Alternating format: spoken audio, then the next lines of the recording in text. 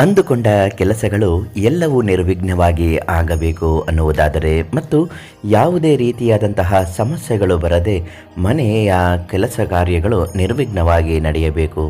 ಮಕ್ಕಳ ವಿದ್ಯಾಭ್ಯಾಸದಲ್ಲಿ ಪ್ರಗತಿಯನ್ನು ಹೊಂದಬೇಕು. ಗಂಡನ ಜೀವನ ಆಯಸ್ಸು ಮತ್ತು ಯಶಸ್ವಿಯಾಗಿ ಸಮೃದ್ಧಿಯಾಗಿ ನಡೆಯಬೇಕು ಅಂದರೆ ಯಾವುದೇ ಒಬ್ಬ ವ್ಯಕ್ತಿಯು ಮನೆಯಲ್ಲಿ ಈ ವಸ್ತುಗಳನ್ನು ಇಟ್ಟು ಪೂಜೆಗಳನ್ನು ಮಾಡಬೇಕು. ಮಹಾಲಕ್ಷ್ಮಿ ಅನುಗ್ರಹ ಮತ್ತು ಕುಲದೇವರ ಕೃಪಾ ಕಟಾಕ್ಷ ಖಂಡಿತವಾಗಿಯೂ ಆ ವ್ಯಕ್ತಿ ಮೇಲೆ ಆಗಿಯೇ ಆಗುತ್ತದೆ. ಆ ಯಾವೆಲ್ಲ ವಸ್ತುಗಳನ್ನಿಟ್ಟು ಮನೆಯಲ್ಲಿ ಪೂಜೆ ಪ್ರಾರ್ಥನೆಗಳನ್ನು ಮಾಡಬೇಕು ಅನ್ನುವಂಥ ವಿಚಾರವನ್ನು ಇವತ್ತಿನ ವಿಡಿಯೋದಲ್ಲಿ ನಿಮಗೆ ತಿಳಿಸ್ಕೊಡ್ತೀನಿ. ಅದಕ್ಕಿಂತ ಮೊದಲು ನೀವಿನ್ನೂ ನಮ್ಮ ಅದೃಷ್ಟಧಾರೆ ಚಾನಲನ್ನು ಸಬ್ಸ್ಕ್ರೈಬ್ ಮಾಡಿಲ್ಲ ಅಂದರೆ ಮೊದಲು ಸಬ್ಸ್ಕ್ರೈಬ್ ಮಾಡಿ, ಬೆಲ್ ಐಕಾನ್ ಟಚ್ ಮಾಡಿ. ನಾವು ಹಾಕುವ ಪ್ರತಿ ದೈವ ಮತ್ತು ಸಮಸ್ಯೆಗಳ ಪರಿಹಾರ ಮಾಹಿತಿಗಳು ಉಚಿತವಾಗಿ ಲಭ್ಯವಾಗುತ್ತೆ. ನಮ್ಮ ವಿಡಿಯೋಗೆ ಒಂದು ಲೈಕ್ ಮಾಡಿ. ಸಾಮಾನ್ಯವಾಗಿ ಎಲ್ಲರೂ ದೇವರ ಪೂಜೆಯನ್ನು ಮಾಡಿಯೇ ಮಾಡುತ್ತೇವೆ. ಅದರಲ್ಲೂ ದೇವರ ಅನುಗ್ರಹ ನಮ್ಮ ಮೇಲೆ ಸದಾ ಇರಬೇಕು, ಕೃಪಾ ಕಟಾಕ್ಷ ಆಶೀರ್ವಾದ ದೊರೆಯಬೇಕು, ಮಾಡಿದ ಪೂಜೆ ಸಂಪೂರ್ಣ ಫಲ ನೀಡಬೇಕು ಅನ್ನುವುದಾದರೆ ಕೆಲವೊಂದು ವಸ್ತುಗಳು ಜ್ಯೋತಿಷ್ಯ ಶಾಸ್ತ್ರದ ಅನುಸಾರ ಪೂಜೆ ಮಾಡುವಾಗ ಪ್ರಾರ್ಥನಾ ಮನೆಯಲ್ಲಿ ಪೂಜೆಯ ಸಂದರ್ಭದಲ್ಲಿ ಆ ವಸ್ತುಗಳು ಇರಲೇಬೇಕು. ಆಗ ಮಾಡಿದ ಫಲಗಳು ಸಂಪೂರ್ಣವಾಗಿ ನಿಮಗೆ ಯಶಸ್ಸು ಕಾರ್ಯ ಸಿದ್ಧಿಯಾಗುವಂತೆ ನೀಡುತ್ತದೆ. ಯಾವೆಲ್ಲ ವಸ್ತುಗಳು ಅಂತ ಮೊದಲು ನೋಡುವುದಾದರೆ ಕವಡೆಗಳು. ಮಹಾಲಕ್ಷ್ಮಿಗೆ ಪ್ರಿಯವಾದ ವಸ್ತುಗಳಲ್ಲಿ ಕವಡೆಗಳು ಪ್ರಮುಖವಾದದ್ದು. 8 ಕವಡೆಗಳನ್ನು ನೀವು ಅಲ್ಲಿಯೇ ಇಡಬೇಕು. ಒಂದು ಬಿಳಿಯ ಬಟ್ಟೆಯ ಮೇಲೆ 8 ಕವಡೆಗಳನ್ನು ಇಡಬೇಕು. ಅದರ ಜೊತೆಗೆ ಒಂದು ನವಿಲುಗರಿ, ಪುಟ್ಟದಾದ ನವಿಲುಗರಿಯನ್ನು ಗೋಡೆಯ ಮೇಲೆ ಅದನ್ನು ನೇತು ಹಾಕಬೇಕು. ದೇವರ ಕೋಣೆಯ ಗೋಡೆಯ ಮೇಲೆ ದೇವರ ಫೋಟೋದ ಹಿಂಭಾಗದಲ್ಲಿ ಅದನ್ನು ನೇತು ಹಾಕಿದರೆ ತುಂಬ ಶ್ರೇಷ್ಠ.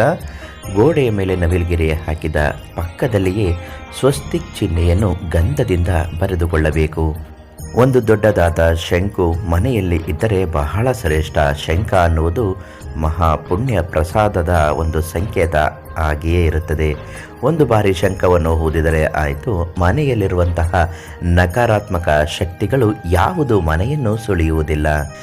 ಹಾಗೂ ಮಣ್ಣಿನಿಂದ ಮಾಡಿದ ಒಂದು ಪುಟ್ಟ ಆಕೃತಿ ಮನೆಯಲ್ಲಿದ್ದರೆ ತುಂಬ ಒಳ್ಳೆಯದು. ಜೇಡಿ ಮಣ್ಣಿನಿಂದ ನೀವೇ ಒಂದು ಪುಟ್ಟ ಆಕೃತಿ ದೇವರ ಒಂದು ವಿಗ್ರಹವನ್ನು ಮಾಡಿ ಅದಕ್ಕೆ ಪೂಜೆ ಮಾಡುವುದರಿಂದಲೂ ಕೂಡ ನೀವು ಅಂದುಕೊಂಡ ಕೆಲಸಗಳು ಯಶಸ್ವಿಯಾಗುತ್ತೆ. ಮತ್ತು ಸಂಕಲ್ಪವನ್ನು ಮಾಡುವಾಗಲೂ ಯಾವುದೇ ರೀತಿಯಾದಂತಹ ಕಷ್ಟಗಳು ನಮಗಾಗಬಾರದು. ನಿರ್ವಿಘ್ನವಾಗಿ ಎಲ್ಲ ಸಮಸ್ಯೆಗಳು ಪರಿಹಾರ ಆಗಬೇಕು. ಮನೆಯಲ್ಲಿ ಹಣಕಾಸಿನ ಸಮಸ್ಯೆ ಆಗಿರಬಹುದು, ಮಕ್ಕಳ ವಿದ್ಯಾಭ್ಯಾಸದಲ್ಲಾಗಿರಬಹುದು, ಗಂಡ ಹೆಂಡತಿ ಜಗಳ ಎಲ್ಲವೂ ಸಂಪೂರ್ಣವಾಗಿ ಕಳೆದು ಹೋಗಲಿ. ಯಾವುದೇ ರೀತಿಯಾದಂತಹ ಸಮಸ್ಯೆಗಳು ನಮ್ಮ ಮನೆಗೆ ಪ್ರವೇಶ ಮಾಡಬಾರದು ಅಂತ ಭಕ್ತಿಯಿಂದ ಬೇಡಿಕೊಂಡು ಪ್ರತಿಯೊಂದು ವಸ್ತುಗೂ ನಾವು ತಿಳಿಸಿದ ಹಾಗೆ ನೀವು ಪೂಜೆ ಪ್ರಾರ್ಥನೆಗಳನ್ನು ಮಾಡಿ.